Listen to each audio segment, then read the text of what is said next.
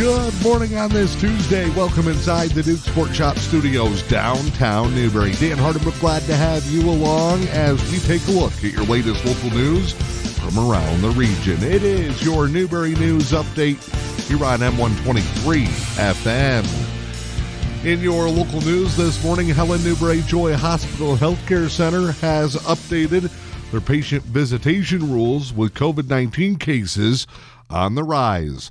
In a letter sent to patients and families yesterday, Helen Newberry Joy Hospital Healthcare Center stated that in response to the increase in COVID-19 cases in our community, they've made the difficult decision to suspend the visitation policy for the med-surg patients for 2 weeks starting yesterday.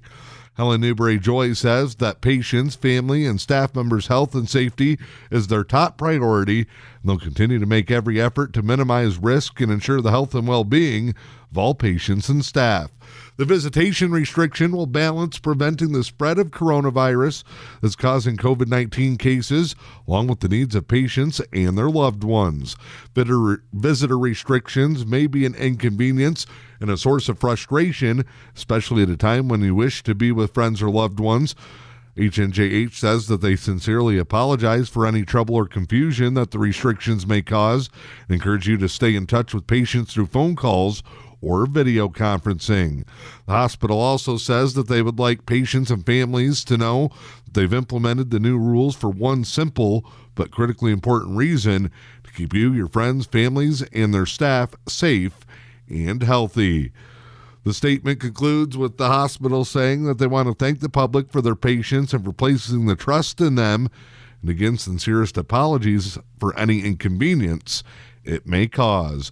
You can get more information by going online to the Helen Newberry Joy Hospital Healthcare Center Facebook page, visiting their website, hnjh.org, or calling 906-293-9200. The Tequamanon Area Schools Board of Education held their regular monthly meeting for January last night in the public library. All but two trustees were present, with trustees Alicia Heim and Jeff Puckett absent due to illness. The remainder of the board members went on to conduct the evening's business. The first major item on the agenda was the annual election of school board officers.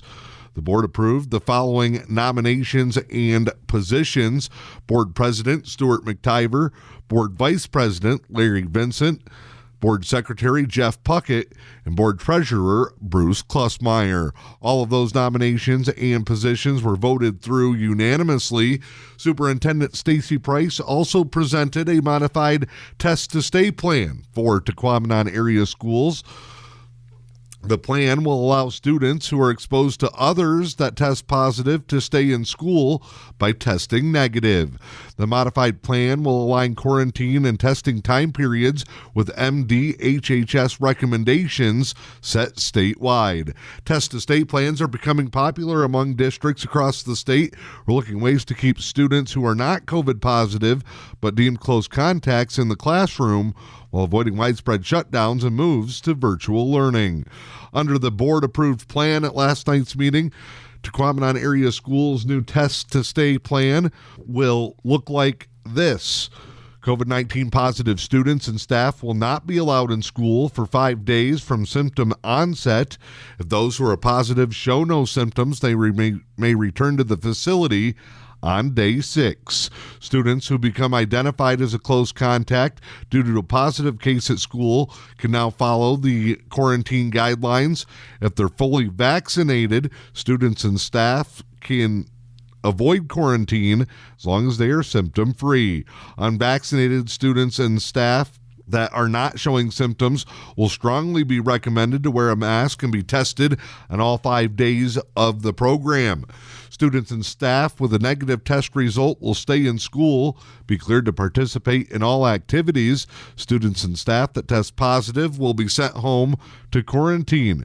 Students who refuse to test on days 1 through 5 will need to quarantine at home for 5 full days, the option to test on the 5th day and return on day 6.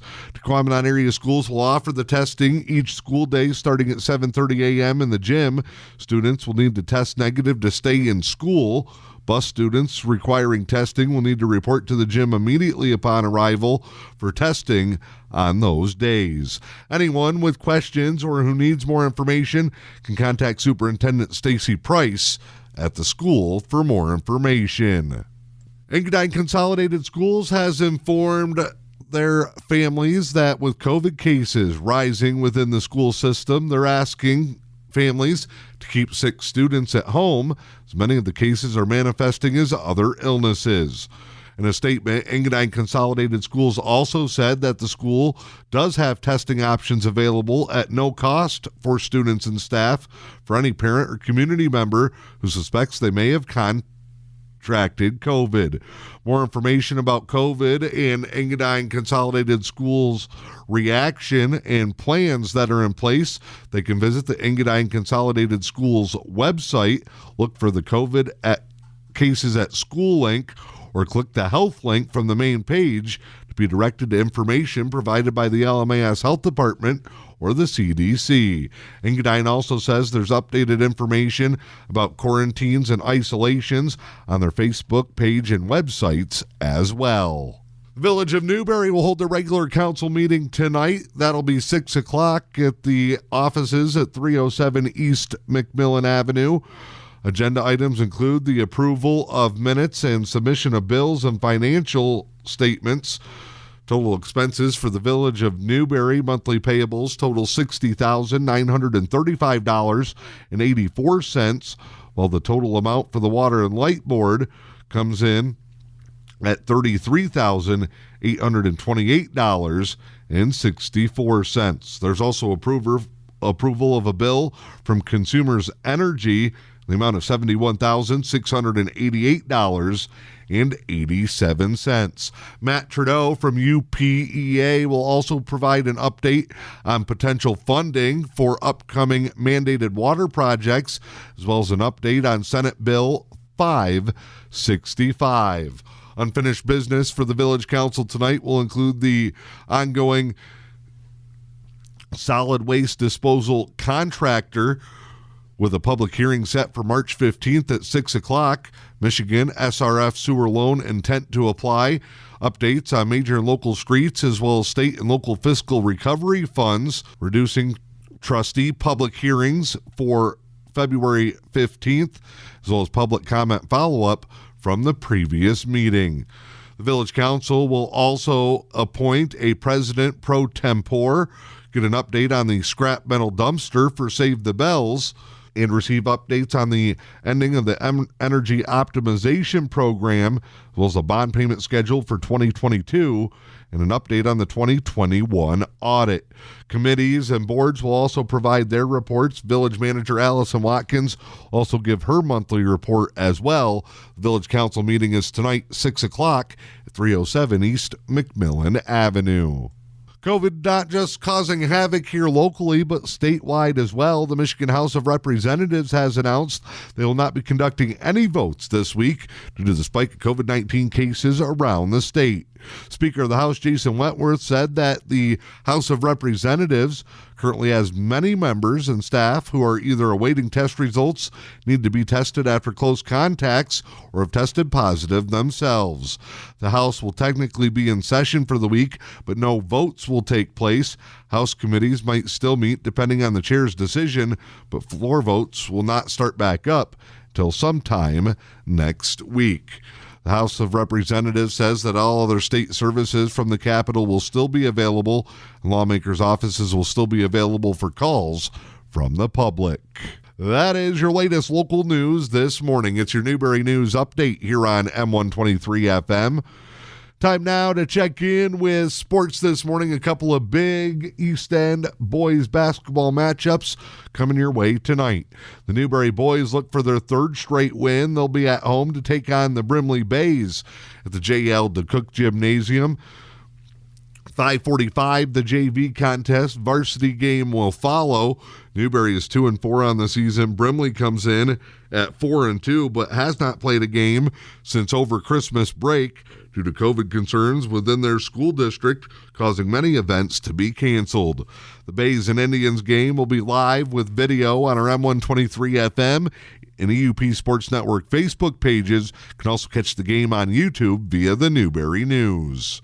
The Engadine Eagles will look for win number 1 tonight, but it will be a tough task as they get ready to battle one of the very best teams in the entire Upper Peninsula. Rudyard Bulldogs will come into the Eagles' nest tonight. 5-0 Rudyard and 0-4 Engadine in a big East End matchup. While the Eagles search for win number 1, Rudyard has won 4 straight games by double figures. Only have 1 game this season decided by single digits. The Detroit Red Wings got a come-from-behind win, taking a victory in overtime at Buffalo yesterday. Dylan Larkin scored the game-tying goal and then got the winner in the extra frame as the Red Wings beat Buffalo 3-2. The Wings are now 18-17-5, won back-to-back games against the Sabres, swept the 4-game season series, winning 3 times in overtime. Detroit snapped a 6-game road losing streak. It's their first road victory since November 30th. Your latest local weather forecast for the day today. Here's what you can expect. Snow showers that could be heavy at times. Patchy blowing snow in the afternoon. Highs will be in the low 20s. Wind chill values below 0. Southeast winds 5 to 15. New snow accumulation of 1 to 2 inches possible. For tonight, more snow that could be heavy at times. Patchy blowing snow as well. 1 to 3 inches of snow expected locally in the overnight. Wednesday, snow showers likely, cloudy, high temperatures in the mid-teens. Wind chill values -5 to 5 above. Northwest winds 15, gusting as high as 25. That is a look at your latest news, sports, and weather this morning with your Newberry News Update here on M-123 FM.